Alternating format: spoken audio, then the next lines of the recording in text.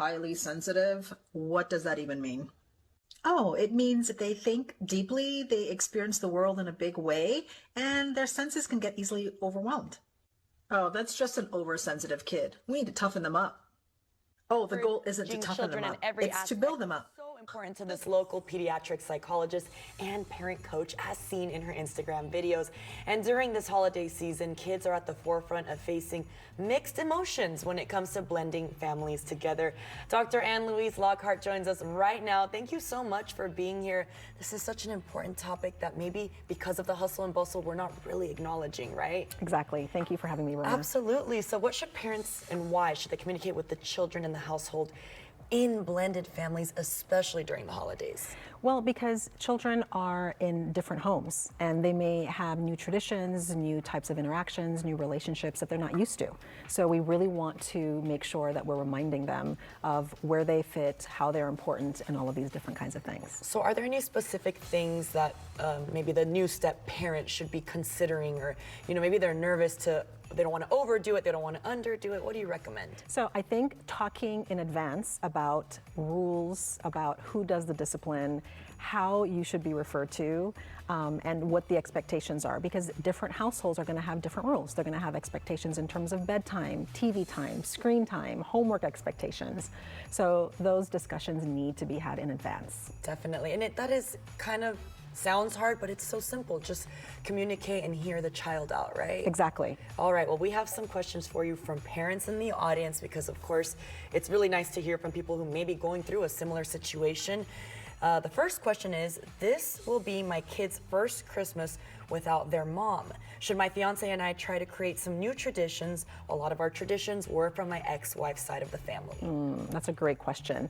I think we start by asking the kid. I think so often we try to jump the gun and create these new things, and we haven't checked in with the child. So I would say check in with the child and ask them, hey, these were the traditions at your mom's.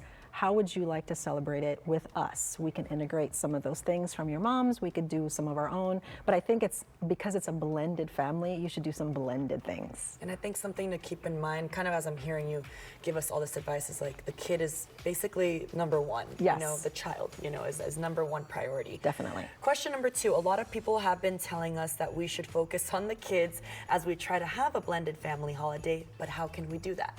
So that's the discussion, right? The communication is so key. I find that when I'm talking and working with parents, so many of them grew up in families where voices of kids were not heard, right? You're seen and not heard, and people don't think about respecting a child's opinion. And I think it's important that we do that, especially the older they get. So it's about communication, talking with your current spouse, talking with your ex if you have a relationship with them, talking with the children, and really asking them what they feel is best for them, and then also making a decision together as a family. It is so tough if the relationship is tumultuous between the exes. That could be really, and it weighs a lot on the children. So it does. Thank you for all of this advice. Question number 3, my kids would rather spend Christmas with me rather than their mom and her side of the family. What should I do? We already agreed that she gets them for the holiday. Yeah, that's a really tough one, because sometimes kids just prefer the one parent over the other for various reasons. There's personality issues, there's a whole bunch of conflict that may be going on. But again, when you can keep the lines of communication open, letting the child know, hey, this is the time to be with your mom, this time to be with your dad. I know that you feel mixed feelings about this. Let's talk about why that is.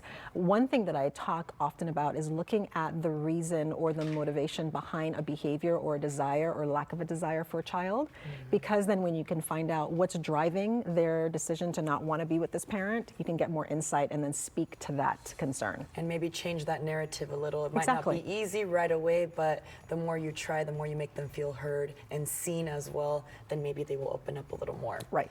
Question number 4, I'm trying to give my kids a great Christmas, but there is a part of me that is trying to outdo my ex-husband and his new wife. Is that wrong of me? That is not wrong at all. And that's a real question. That's a real concern, right? I think that we need to not shame ourselves for having these feelings, because the feelings are there.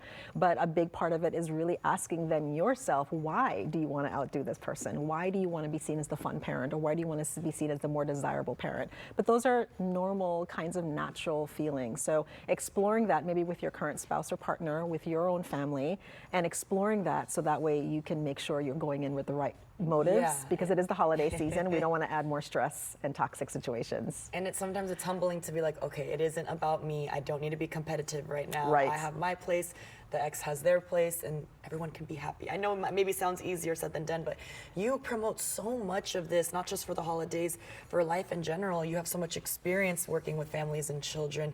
So why did you want to, resort to the TikTok platform? So with TikTok and specifically Instagram, I do a lot of stuff with that because I wanted children to feel heard and understood. That is one of the biggest things I hear when I do therapy with kids and teenagers. But I also wanted to equip parents. There's so much parent guilt and shame and exhaustion going on. I wanted to also equip parents with the knowledge that I have as a psychologist so that they understand why their kids or teens are acting or behaving the way they do, why they feel the way they feel, and then helping them to have better strategies and tools and scripts and interventions and all of that stuff. Well, I love it, and it's super smart of you to be on TikTok because that is so easy for people to see and understand as well.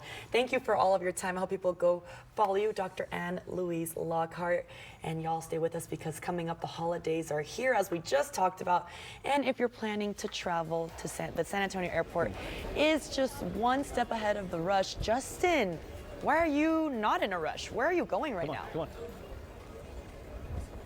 Oh, guys, we're going to Cabo San Lucas right now, but I'm running super late. But coming up in about 2 minutes,